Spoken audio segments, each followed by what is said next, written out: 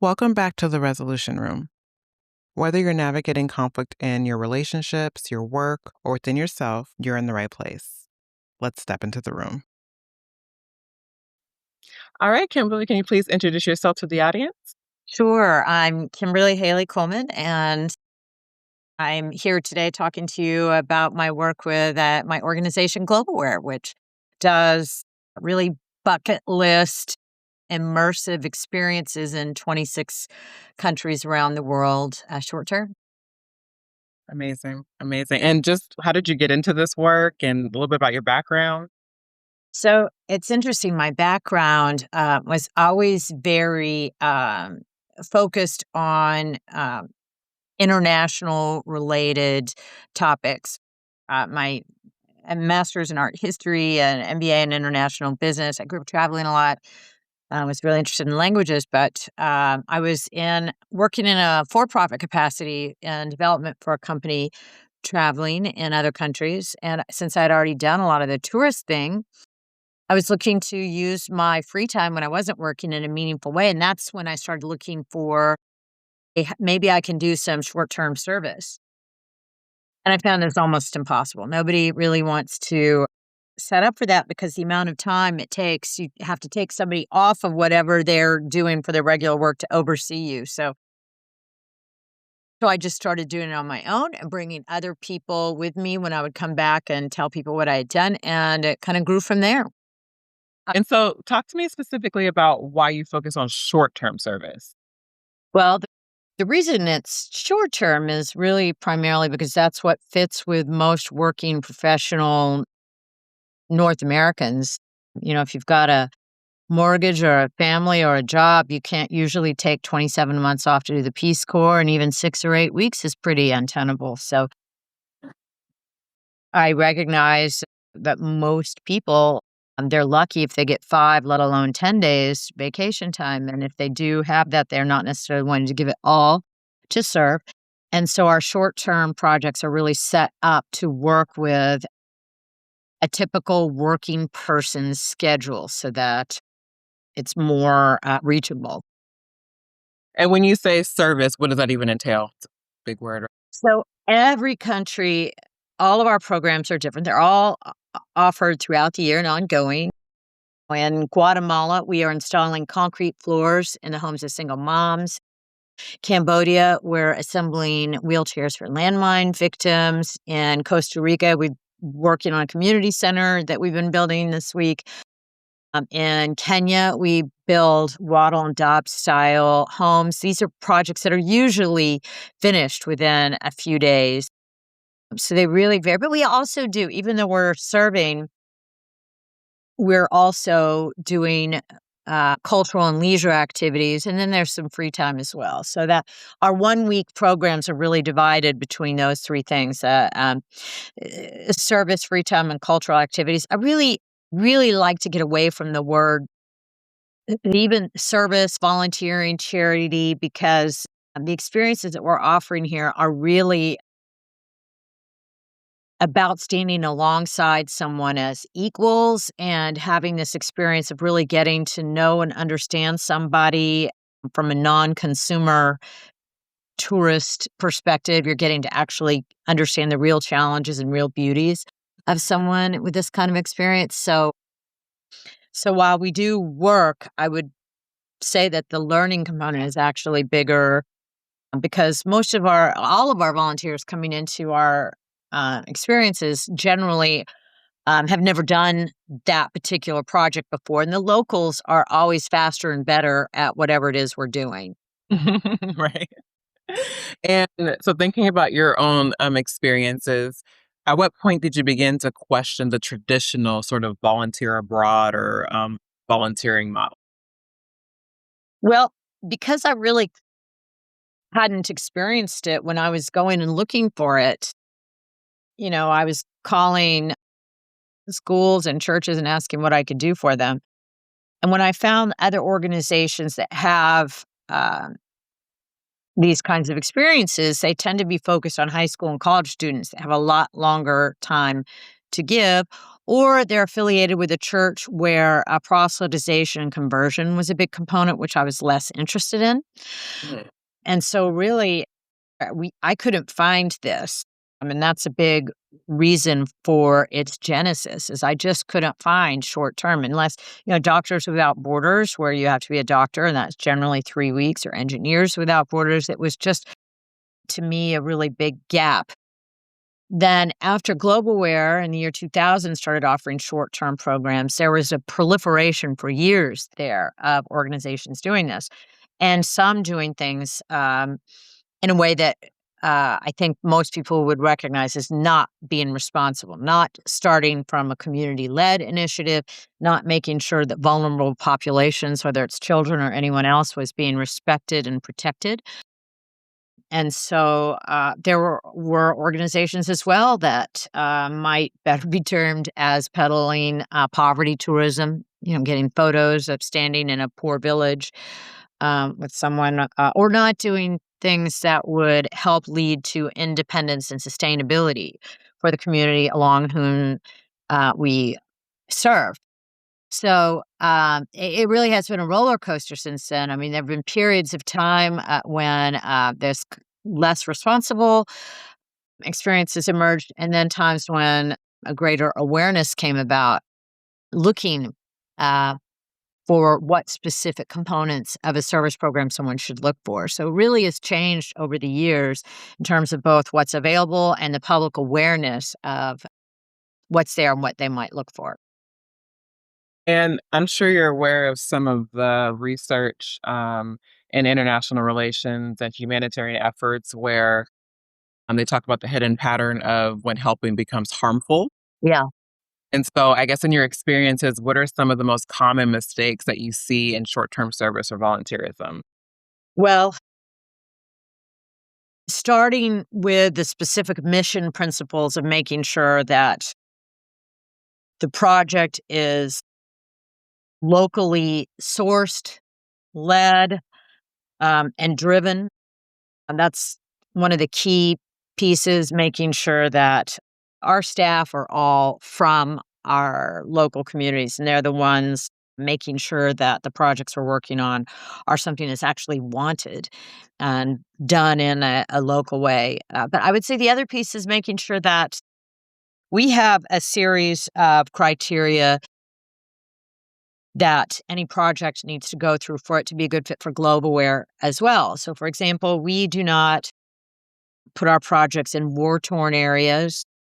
We're not Doctors Without Borders, so we're not handling bodily fluids or doing open heart surgery. We're not operating heavy equipment and machinery or on high ladders or operating in a place where there's an active disease outbreak. So there's so many components Mhm. of making a project or a program responsible and safe and as low risk as possible. I mean, even where we operate is a very sensitive topic. Just because there's need doesn't mean that we operate someplace. We're not in Syria or Palestine. I mean, there's lots of places with lots of need. We're not a paramilitary organization. So there are a whole list of components, but the most important, the most crucial bedrock is making sure that the projects and programs are locally driven.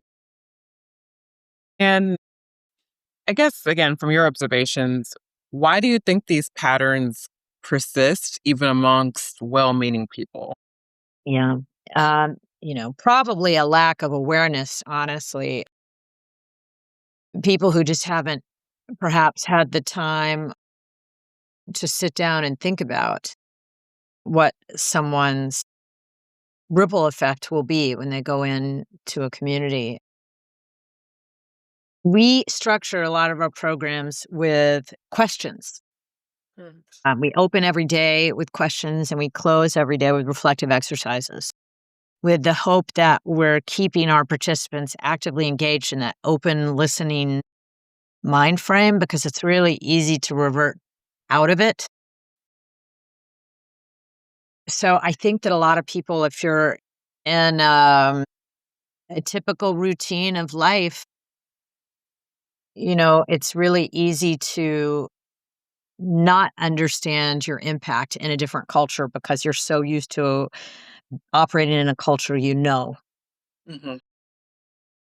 So it does take an active mind space to think about what is going to be the consequence of your presence somewhere. Mhm. Um, and our coordinators, most of whom are in their between their 50s and 70s, are people who've been around a long time and know the community, obviously from the inside out, and have been working with volunteers for a long time. And that really helps them um, anticipate what issues there might be. And one of the bigger challenges, honestly, is navigating the cultural differences between someone who might come from a culture that is very focused on productivity and efficiency and operating in an environment where that may not be a guiding principle. Mhm. And how do you bridge that gap? And our coordinators have all really become experts at that. And I think back to my time in the Peace Corps, and when you first get to the country, you have about 3 months of like extensive training, whether it's language and just cross cultural competency, all these things. Do you do anything? I know they're short term, but do you have any sort of like training do for? We do. And, we have our orientation materials, we have podcasts and videos. We send all of this information out ahead of time. And I'm going to say 15 to 20% of our participants actually read it all. Because a lot of times it can be a mom who's bringing her kids or the head of a CSR program at a company. So there might be people accompanying the program that weren't necessarily the decision makers to come on the program.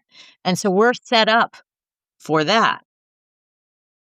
And so when we start our day and well, of course, our coordinator goes through an orientation telling everybody what to expect and telling people, things to look out for culturally and explaining what we're doing. But it's those open questions. When we start in Costa Rica on a Monday morning at breakfast, we're talking about, did you know that in Costa Rica, we don't use traditional street addresses? And we have a discussion about that in terms of what our expectation is of what we think is normal, what the defaults are, and how functioning society can be oriented around a very different structure that in Japan, they haven't used them for years either. So how do you mail them? Well, we have that discussion. And at the end of the day, we have structured reflective exercises asking, for example, what is something you're especially grateful for today? And if you've just been pumping water into a bucket to mix concrete, it might be the recognition that, oh my gosh, what a privilege it is to be able to turn a faucet on. So we do have all sorts of activities, but we don't, as you point out, have that luxury of 3 months of in-country cultural prepping before people arrive. Mhm. If you were to ask what is ideally everybody would go and do the Peace Corps and spend 2.5 years in a culture, really getting to understand it and having all of that training. This is not that. It is definitely designed to try and flesh out some of the cultural beauties and challenges, but obviously doing it in a more compact setting. And, I would tell anybody that if you could do the Peace Corps, that's going to be a deeper, longer, more profound impact in terms of the overall time in your life. This is an experience specifically structured for people who don't have the kind of time that someone in the Peace Corps might have. Our coordinator is the primary person making all of that happen in terms of the prep work. And while we provide all these orientation materials, we've just seen over time that not everybody reads them. And so we craft the experience with that in mind, that knowing that so many people won't read it, knowing that we have to remind everybody, hey, look, we're not here to give out money and candy and take pictures of people without asking their permission and so on.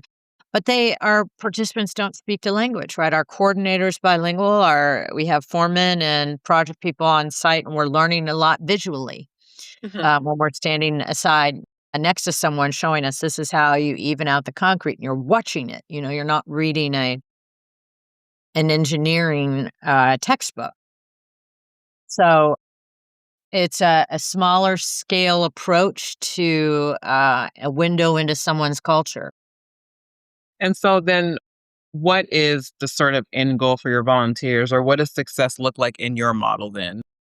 So for us, our real mission is to promote sustainability and cultural awareness. And from our perspective, that means helping somebody stand on their own 2 feet, standing alongside someone as an equal and sharing a bit of their life with them to help see what the real beauties and challenges of that culture are. So that if you are from Peru, in a rural area, you may not have access to not the latest cell phone, but a cell phone at all.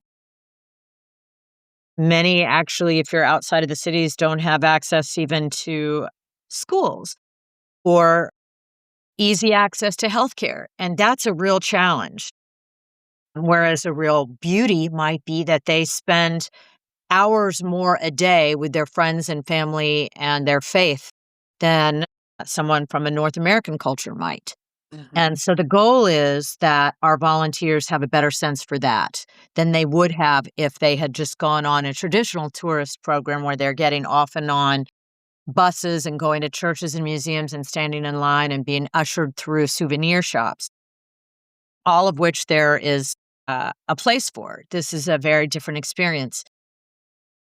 So that's the goal. The goal is having people come back and feeling more connected to humanity, understanding it a bit better, feeling back in touch with what makes us all part of the shared human experience, and seeing that culture more clearly than they would if they were just coming through to take photos and consume it. And for you personally, how has this work impacted your worldview? And is there like a story you could think of or an experience that really just hit home for you and impacted your worldview? I have so many. And one I've been giving a lot recently is that when I first gave a wheelchair to a landmine victim, we assemble and distribute them in Cambodia.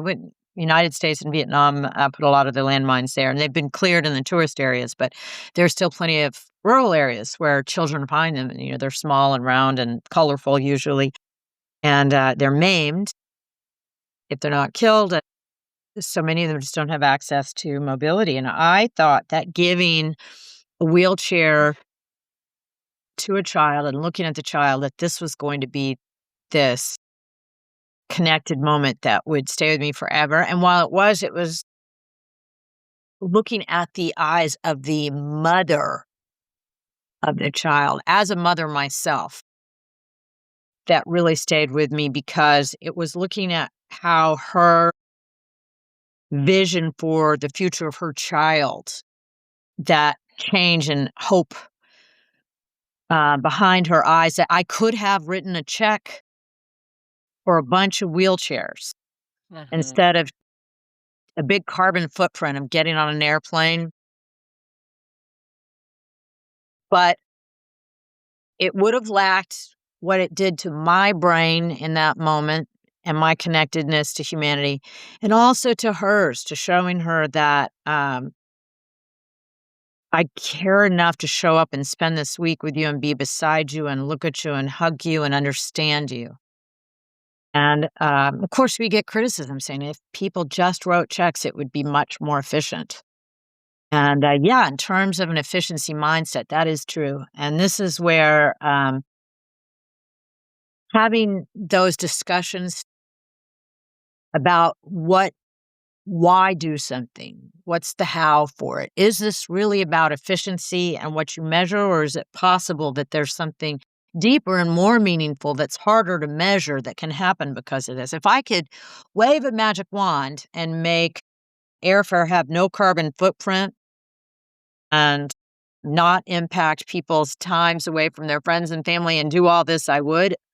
The other big thing is the cost. I think it's a privilege when people are able to get on a plane and have passports and have the money to go and do this with their free time, and not everybody can do it.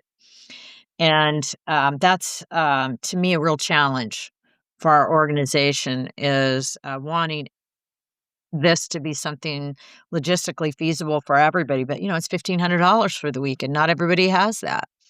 Mm. I mean, and it's a tax deduction. Most people don't care. It doesn't, it's not something that really registers or that it should. And so, while we really, I've had so many experiences that it's hard to, but that's one. Giving a wheelchair for the first time and seeing and experiencing what that was like. Yeah. Yeah, I love that story. And so I like how you talk about again, this is short term, but you still drive the whole goal of sustainability into that. And a lot of times I think those two are separated when it's a shorter time period. So how do you ensure sustainability beyond a single visit? So, um, one of our criteria to pick a project is that our projects are not creating reliance and that they're helping create independence. A project where we would just be giving something that isn't sustainable, like, so if we're putting in a computer lab, that's sustainable for us. Uh, Standing next to a family building a home that they're now going to be able to be safe and out of the elements and able to go well rested into a job and to school, that this is, and we are beginning with that in mind. That is what we are doing going to create dependence or independence. And when we are, a lot of our projects, as in Guatemala and Kenya, we're doing a similar project each time, whether it's a house or a foundation or building gardens. And in other communities, there's a rotating list of project priorities based on whatever's going on in that community. But it's our coordinator that's working with the community to determine that. That said, when our volunteers, because we have these long-term relationships, we're working in the same communities, right? Every month, every other week. And so seeing them be happy and willing to be open arms and accepting us into their lives really gives us a good sense on how good a job we're doing, whether they really want us there. Because we're much less spreadsheet focused than a lot of traditional business would be, and much more focused on what's harder to quantify, aside from, yes, we built these 3 homes with these 3 groups. Well, when every volunteer group goes and sees, okay, well, that's the house we made that Global did last month and last year, and you can see, are they still being used? Are they still wanted? Do people actually seem excited and interested in having us there? Those are bigger metrics for us. Mhm. Okay. And so thinking about, again, sort of the effects that come from doing this type of service, especially around cultural humility and relational intelligence, what have you learned about communication across cultures that most people over? That it's all about listening. You know, words like help are outdated in this setting. Learning is the bigger concept, and being open and not assuming that we understand the challenges or what anyone thinks is a challenge. Mhm. And yeah, I would say that's the biggest thing we've learned is how much we still have to learn. And that really is what it's about. That's why words, the vocabulary around what we do is difficult, because many people might be familiar with words like volunteer vacation, volunteerism, and those really aren't accurate from our standpoint. But, these are immersive learning experiences, but a lot of grown-ups who have a lot they can get out of this don't have that in their mind of something that they're that they understand that they'll get something so valuable from. We really do struggle with the words. Mhm, mhm, yeah. I like that you brought up listening. It's a universal skill, right? Yeah. Yeah, and it's really, for us, it's about connection, not charity. It's the mutual experience that this is a form like the Peace Corps of soft power, which, I mean, especially in today's day and age, is more needed than ever. And we've seen a lot of change in our space, with USAID being cut almost entirely, and a lot of the communities where we work, like in Hout Bay and IY outside of Cape Town, South Africa. There are a lot of people not getting the HIV Medicaid, children Mhm. that are being impacted by decisions being made politically and on a different scale. So showing up to share a bit of life with um, a new community is a way of showing people they matter. And again, to show our participants that this world is a big place and you actually gain a lot, not just by going to a place, but learning from them. Absolutely. Like, every sort of international project I've been a part of, you go in thinking, like, you're excited about all the good you think you're gonna do for someone else, and most of the time, I end up learning way more than I Yeah. was. Yeah. Yeah. Yeah, People think so much about, and again, some of it I think is a North American mentality that we think about. What is it that we're going to do and exactly. fix and solve? And yeah, travel being about what we do. And there's something to be said for thinking about, if you go someplace, what is that place, that community culture going to do to you? Mhm. Just like touching grass, this idea, if you sit in front of a waterfall, it's having an impact on you, the fact that you've taken yourself out of an office. Well, what happens when you go and spend time in a meaningful way in a community that you haven't gotten to know before? What is happening to you? Instead of thinking about what are you doing and changing and fixing, um, as you said, it may be counterintuitive, but almost everyone says it's what the change that comes to them from the experience that ends up being a surprise for a lot of people. The best surprise. And so when you are, in these unfamiliar environments, how do you navigate moments of misunderstanding or tension that may And arise? they do happen, and there's been some interesting ones, Dr. Logue, there really have been, and sometimes, we're caught off guard, and we have to sit down and have a discussion about it. The first time that ever happened to me, um, and again, we're still learning, we had a group in San Pedro de Costa in, the Andes Mountains in Peru. We had been invited to a festival, and at the meal, one of the things being served was og. And a couple of our volunteers were PETA members, and they were really traumatized because we aren't there to convert or change someone's culture. And yet we recognize that things can be perceived differently in the same way that, there's a lot of people that don't eat cows in India, and there's a reason for it.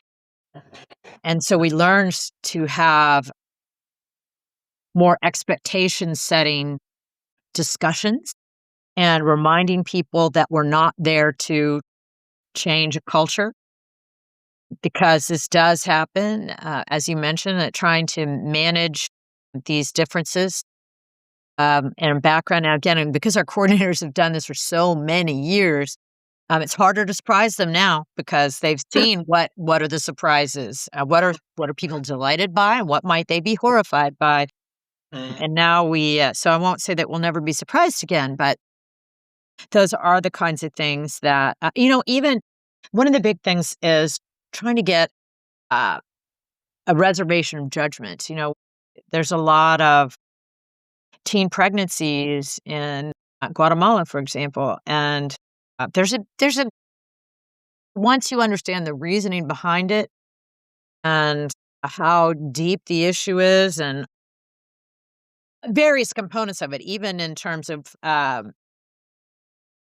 how what the needs are and how most elementary schools are close to people's homes and middle schools are further out. And so if you're walking unaccompanied, there's so many more opportunities for various things to happen. So anyway, I feel like having those discussions to try and understand the challenges goes a long way toward those cultural differences. Um, but they're certainly out there. And when these moments arise, I guess, how do you recognize when it's time to step forward versus step back? Yeah.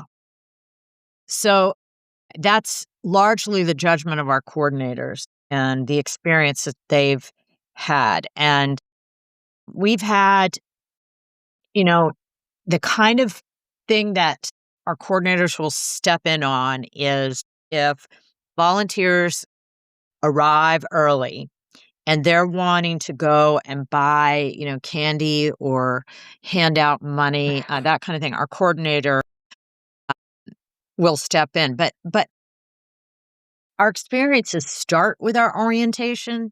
So usually the repeatable behaviors like that if we've seen them over time, we know to be on the lookout for it. So we're discussing them in our orientation. So we find ourselves having less need for that these days because they're incorporated into our orientation. But there is a lot of stepping back because our coordinators, our when we're working with farmers in the Orosi Valley in Costa Rica and Paco, who's, I guess he's 78 now, and he usually takes turns with volunteers going through and showing everything in his farm. And those discussions blossom into something separate from Globalware. They'll come and say, hey, well, I want to play cards with Paco and his wife tonight, or we're going to, last week, I know they made a big batch of oatmeal cookies for him because he had never had them. I mean, there are things where we've stepped back and the volunteers have interacted in a community in this very organic way. So while both happen, I feel like the stepping in tends to be more baked in orientation points based on past observed behavior that we've seen. And, I'm not on most of the programs, so I can't tell you every week, every day what kinds of things our coordinator stepping in for unless there's some unusual something or other. But our coordinators are so good at navigating Mhm. the experience. Amazing. And when you reflect again on everything you've done, the work you've even done here in the States versus other countries, what lessons from international service apply to teams, organizations, and relationships here at home? Oh gosh, so many.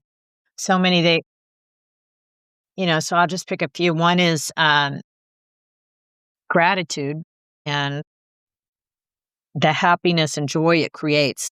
If you are serving in another country, you're usually seeing things that are different from what you're used to at home. And again, I mentioned water earlier, so I'll come back to that.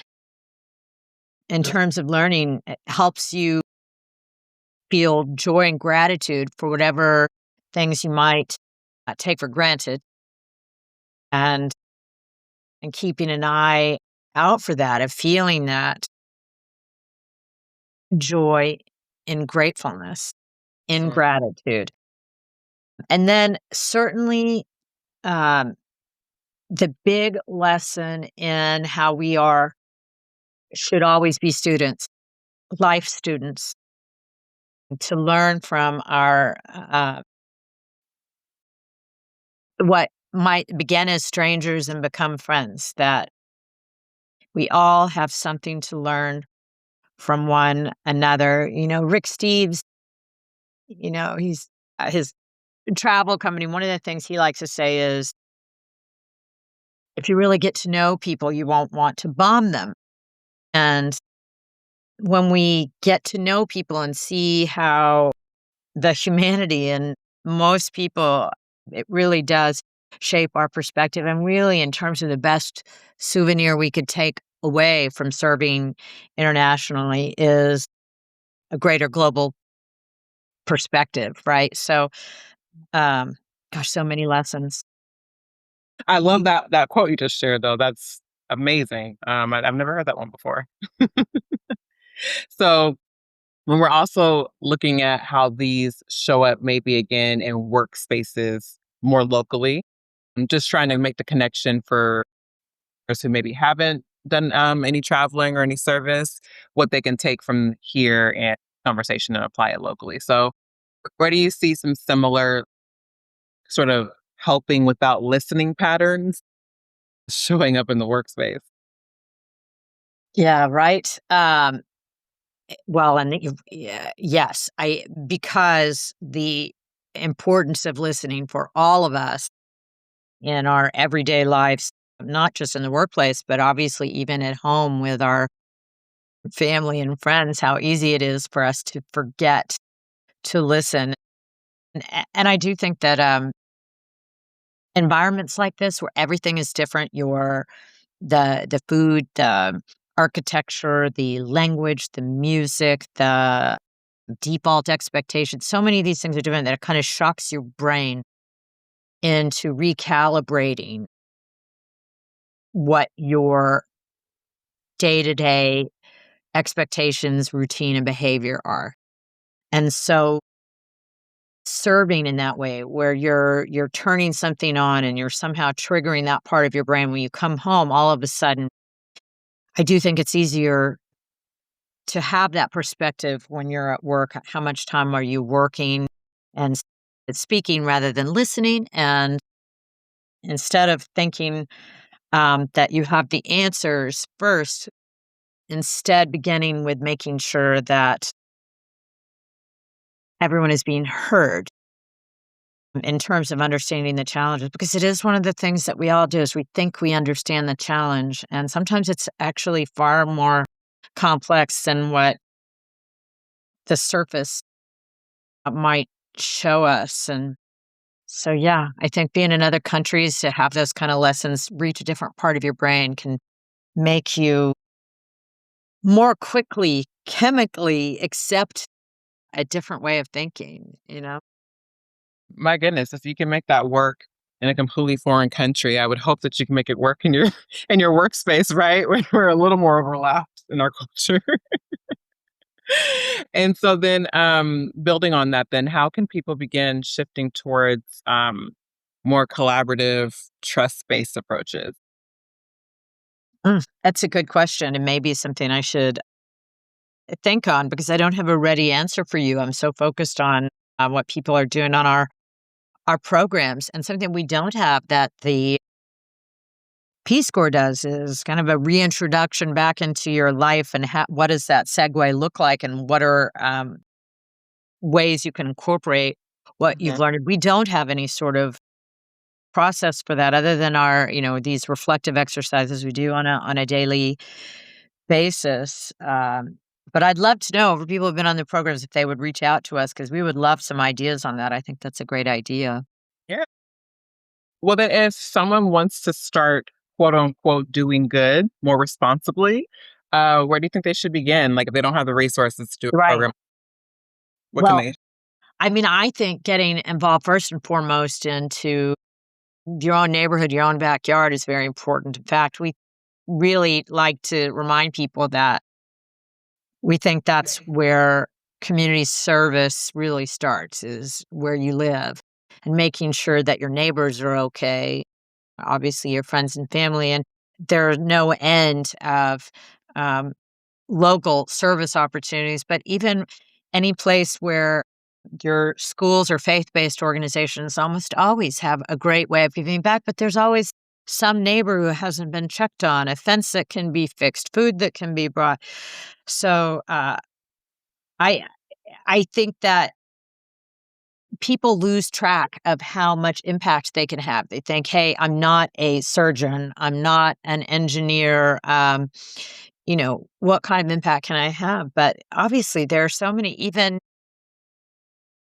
elderly who might live alone and aren't used to having the kind of human connectivity if they're not able to get out and about, that you don't have to be a brain surgeon to really make an impact on someone. And we really hope that going on programs like this helps reactivate that feeling of capacity, that we all really do have an impact on our others, our environment, and you don't have to be a rocket scientist to do that. It's all around you, these opportunities. Well, as we wrap up, we have to ask the signature resolution question because it's the resolution room. So, when you think about the work you've done and the spaces you've stepped into, what is one pattern, either in yourself or in the systems around you, that you've had to consciously like pause and choose differently? Mm, one pattern. And it's a continuous struggle for me, is to make sure that we really pause when we've had a new challenge confront us. And that could be COVID, Mhm. new air fuel surcharges, could be new weather patterns that are impacting the communities where we're working. But taking the time to really taking a few more beats than we normally would to make sure that we're going about things in a way where as many different perspectives are incorporated and not just having a knee jerk reaction that we know what a solution is. That's a good one. I like that. I'm all about the pause. Our model here is pause the pattern, change the outcome. That's good, right? Yes, yeah. Yeah, that makes sense. I like that. So before we let you go, can you let everyone know where to follow you in your work and just what's next for you? But thank you for asking. Yeah, any place anyone would look with the words globe aware. We have our podcasts, our YouTube channels, all of our social media, our website, all that. We're basically anywhere you look for globe aware, we're there. And we actually pick up the phone when human beings call to talk to them about what they're interested in. So, yeah, just globe aware is the way. Amazing. Thank you so much for joining us, Kimberly. And we look forward to following you. Of Dr. Love, thank you so much for having me. I really do appreciate it. course. If this conversation gave you something to reflect on, consider taking a moment to rate and subscribe. It helps more people find their way into these conversations. And if you'd like to bring a conversation like this into your organization or community, you can submit a speaking request. And if you prefer to start on your own, visit the Resolution Library for a collection of digital resources designed to help you put this into practice one step at a time. Access to our community, speaking requests, and online resources can be found at our website linked in the show notes. Until next time, keep building in the quiet because that's what will carry you forward.